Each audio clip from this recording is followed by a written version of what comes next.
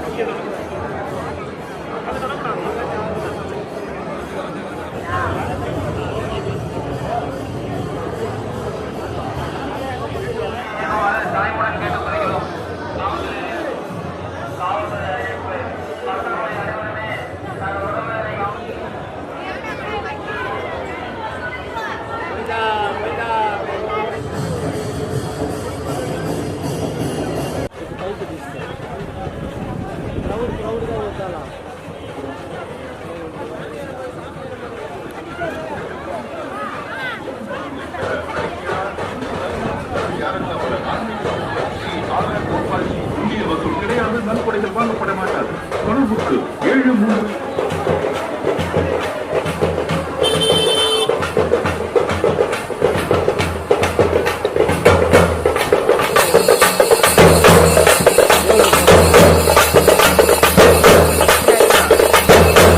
பிரதேசம், அதிலும் குறிப்பாக எங்களுடைய குருநாதர் ஐயா வேதாந்தம் ஜி அவர்கள் நேற்று அவரை சந்திக்கிற பொழுது ஒரு செய்தியை சொன்னார்.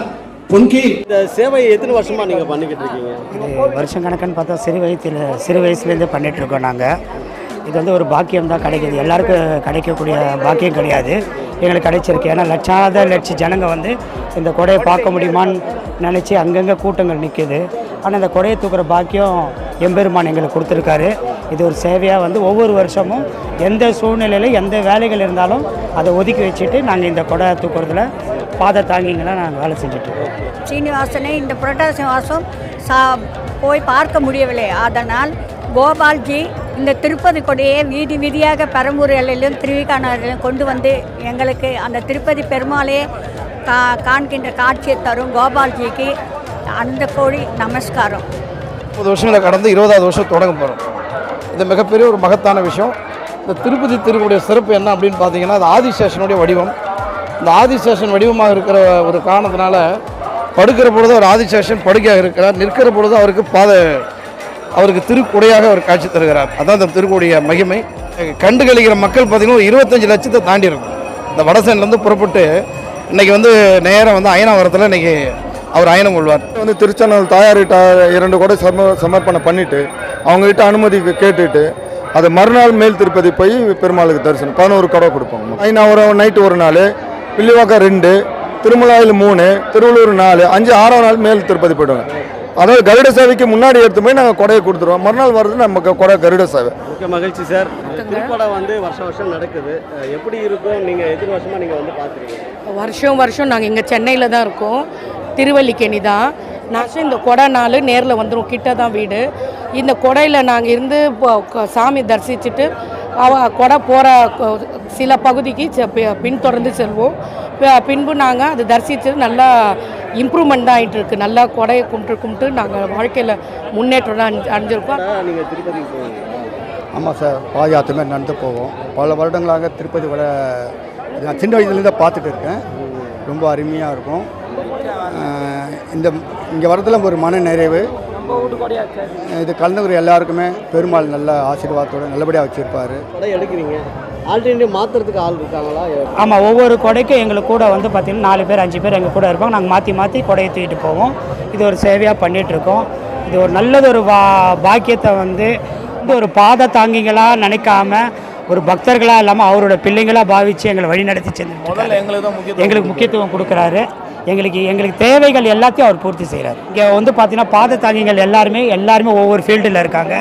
நான் ஒரு மிகப்பெரிய ஒரு மீடியாவில் இருக்கேன். நான் ஒரு இசைக்கலைஞர். நான் அந்த மாதிரி ஒருத்தரும் ஒரு மீடியாவில் ஒரு போஸ்டிங்கில் இருக்காங்க. ஆனாலும் இந்த திருப்பதி கொடை நடக்கும்போது எல்லா பணிகளும் நாங்கள் விட்டுட்டு இந்த கொடையை நாங்கள் தூக்கிட்டு இருக்கோம். சென்னையில் இருந்து திருப்பதி கொடைக்கு கொடுக்கறது பெரிய விஷயம் இல்லை. ஸோ இது எப்படி சார் 20 வருஷமாக பண்ணிக்கிட்டு இருக்காங்க இந்த சேவையை? இது கண்டிப்பாக முதல்ல எடுத்தோன்னே இந்த திருப்பதி கொடை எதுக்கு பண்ணுறோம் அப்படின்னா, தரிசனம் இவ்வளோ பேர் தான் பார்க்க முடியுன்றது ஒரு கட்டாயம் இருக்குது. ஏன்னா கருட சேவையில் இவ்வளோ பேர் தான் பார்க்க முடியும். முதல்ல இந்த 20 வருஷத்துக்கு முன்னாடியெல்லாம் எப்படின்னா, திருப்பதிக்கு போயிட்டு வர்றதுன்றதே பெரிய விஷயம். திருப்பதிக்கு போய் பாத யாத்திரை போயிட்டு வந்தாலே காலை தொட்டு கும்பிடுவாங்க. ஏன்னா அப்போ போயிட்டு வரத்துக்கு சூழ்நிலை அப்படி இருந்தது. இப்போ போயிட்டு வர்றது ஈஸி தான். இருந்தாலும் அந்த கருட சேவையில் நம்ம அங்கே போய் கேலரியில் உட்காரதுன்றது ஒரு பெரிய விஷயம். ஏன்னா காலையில் 10 மணிக்கு போனாலே இடம் கிடைக்காது. இன்னொன்று சென்னையிலேருந்து போகிற திருக்குடையை அங்கே கருட சேவை சாத்துவாங்க. இப்போ இந்த திருக்குடையை நம்ம இங்கேருந்து எடுத்துகிட்டு போகிறோம். இதுதான் ஆதிசேஷன். இந்த கொடையை தரிசனம் செய்து இதில் நம்மளோட வேண்டுதலை பக்தர்கள் வைக்கிறாங்க. ஏன்னா கருட சேவையில் வரும்பொழுது என்ன வேண்டுதல் வச்சாலும் அது நடக்கும்ன்றது ஐதீகம். அது நிறைய பேர் அனுபவத்தை நம்மக்கிட்டே சொல்லியிருக்காங்க. அப்பாற முடியாது. திருப்பதி என்ன ஃபெசிலிட்டிஸ் பண்ணாலுமே மொத்த பக்தர்களும் 10 மானா பத்தாது. அதனால் இந்த ஆதிசேஷன் இங்கேருந்து யானைக்கவுனி தாண்டி போகும்போது என்னோட வேண்டுதலை நம்ம ஃபுல்லாக நம்மளோட வேண்டுதலை வச்சு அதை பெருமாள் கிட்ட சமர்ப்பணும். இதனோட சேவை தான் நம்ம இந்த திருப்பதி திருக்குடை வருஷம் இந்த திருக்குடையை மதிப்புக்கு மரியாதைக்குரிய ஆர் கோபால்ஜி அவர். அதனால் நமக்கு பக்தி தான் வேணும். அதனால் அவர் அது எதுவுமே வேண்டாம் அப்படின்னு சொல்லிட்டு இப்போ நாங்கள் கூட இதை செய்கிறோன்னா நாங்கள் பணமோ காசோ இதில் போட முடியாது. எங்களோட உடல் உழைப்பு பண்ணலாம், எங்களோட சேவை பண்ணலாம். இங்கே இருக்கிறவங்க எல்லாரும் பார்த்தோன்னா கவர்மெண்ட் எம்ப்ளாயி இல்லை ரிட்டையர்ட் ஆனவங்க இல்லை நிறைய பேர் அவங்கவுங்க பெரிய பெரிய போஸ்டிங்கில் இருக்கிறவங்க தான். பெருமாளுக்காக வேண்டிக்கின்னு ஏதோ ஒன்று நடந்திருக்கும். நான் வருஷம் இந்த வேண்டுதல் நான் செய்கிறேன். இன்விடேஷன் கொடுக்குறதா இருக்கட்டும், ஆட்டோ பிரச்சாரம் இருக்கட்டும், கொடி எடுத்துகிட்டு நடக்கிறதா இருக்கட்டும், திருப்பதிக்கு முன்னாடி இந்த திருக்கொடைக்கு முன்னாடி கொடை பாதுகாப்புக்காக வர்றதா இருக்கட்டும், எல்லாமே பார்த்திங்கன்னா முழுக்க சேவை தான். இதில் யாருமே தனிப்பட்ட ஒரு ஆளோட கீழே வேலை செய்கிறாங்கன்ற சொல்லவே முடியாது. ஏன்னா சேவை அவங்க வேண்டிக்கின்னு அவங்க செய்கிறாங்க. அதை தான் நாங்கள் ஆர்கனைஸ் பண்ணுறோம்.